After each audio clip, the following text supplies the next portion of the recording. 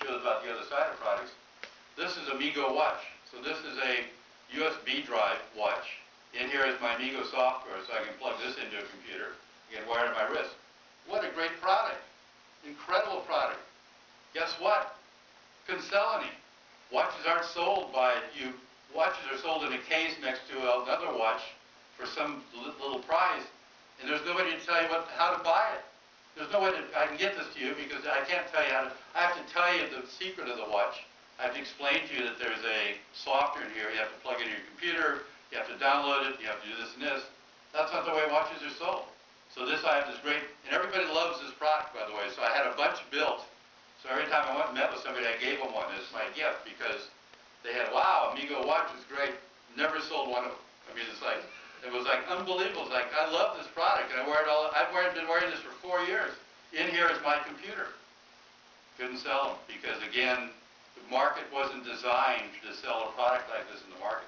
Well, the other thing that happened to me is it was sort of funny. Fossil, one of the large watch companies I went to, they loved it, but they unfortunately released a product called the MSN watch. The Microsoft watch, which is a piece of crap, and they actually released it, ended up with about 1 million units in their warehouse. They lost about $2.5 million. And so the whole watch, the new technology watch market was dead. So that killed me. But on the other hand, it's another example of a great idea. People love it, but can you make money off it? Is there an economic value, as I said, even on the other part of it? That's really important.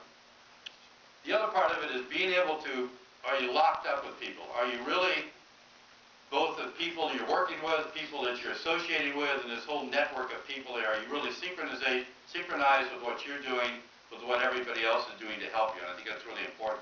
I think that it's sort of it's part of the finding people like you, finding people who one of the questions I ask a lot of people that I talk to about if they want to work with me, have you ever been fired? I don't care if you've never been fired, then what have you been doing? If you've been fired, then that says you've been doing something. Secondly, how did you react to it? What did you do about it? I mean, what did it mean to you? I mean, this is very interesting. We view firing in this society as like a bad thing. I don't view it as a bad thing. It happens, you know, shit happens, as I say, and it actually is a way to tell that you're really out there. When I left IBM, my father wouldn't talk to me for months. Said, how could you possibly leave IBM? You could have been there for your life and had this massive retirement income. It wasn't me. That's not who I am. I wasn't about working in this major corporation. I was about doing things on my own. It's funny, the one thing I learned after the Apple experience is I cannot work for anybody. I don't like managers. I don't like being managed. I don't like being told what to do. I cannot work for anybody. I have a hell of a time working for a board of directors. I mean, it's like, it's just a reality of who I am. I cannot work for anybody. And that's something that you have to look at in yourself to say, if you can do it, but inside of you is there a little flame burning that says, I really got to get out there and do this myself, because I think I can do it better than somebody else can. The other part of it is timing. I think that I found the company at a time when a lot of money, I mean, in those days, I could go into a restaurant, write my business plan on a napkin. In fact, I did this once, walked out with $15,000 in my pocket. So timing is also the part of where you're going to be at the right time and what you have to do things. There's a guy I met as part of the fundraising named Joseph Ford Proctor. So please burn that name in your mind, because if you ever run into him, he's a bad man. And he's a really bad guy. I mean, and he actually, though, was a very exciting guy to me because he was really in tune with my product. By the way, how I got to Migo, by the way, is that I was working with UCLA Medical Center to develop electronic medical records. We were doing it onto cards. So you go slip in a card and it would update your record and everything. And I met a guy that showed me he's one of these drives. I said, my God, that's it. It has the storage, it has the capacity, it has the speed, it's compatible, that's it. That's how I got to this idea. And actually, I got this product built in about 3 months. I went to some programming friends of mine. It was very simple to program, very easy to do, so we got up and running very fast. But at the UCLA Medical Center, the head of the UCLA Medical Center introduced me to Joseph Ford Proctor. He said, this is a great guy. He's got lots of money. He has his own funds.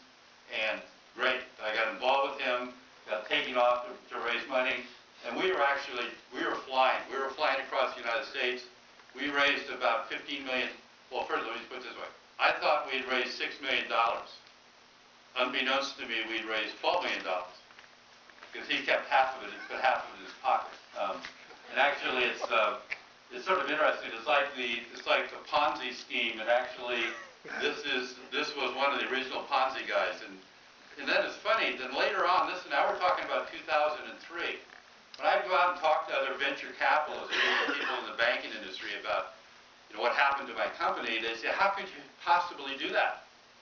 Those are the same people who invested with Madoff. I mean, it's like that's how it happens. You get somebody like that who knows how to do it, rip you off. That guy took, what, $51 billion, so I understand it very well. The other thing about fundraising is there is a greed factor. The other thing is there's people out there who want to give you money. As long as you can convince them that their greed will be satisfied. And that satisfied usually is going to be 10 times. I'm going to make 10 times what I'm going to put into this company. That's what I call the greed factor. And today, actually, I believe the greed factor is going to take off pretty fast right now. In fact, I've already seen it. I'm in the process of raising money. I had a meeting today with some people in New York, and I already seen a little bit of the greed factor starting to hit in again. So it's going to, because remember, all this trillions of dollars that went out of our economy is sitting on the sideline. It's ready to be put back to work again at some point in time. Always ask for enough. The other thing that entrepreneurs do when they're raising money, they never ask for enough. They always short sell themselves and they get in trouble. So be sure if you're out there looking for money, ask for enough, because if you don't, you're not going to make it. And remember, capital is a fuel. I don't care what we say about all these great things we're doing, you've got to have capital to fuel what you're doing. That's a very important part of it. And you need to understand how to explain how that capital is going to be used. You need to understand how it's going to be spent. You need to have a plan for it. You need to yourself know where it's going to go with that money, make sure it's done. I've been to, the other part is I'll call it pedigree. Pedigree means to me is that when I'm standing in front of you, telling you,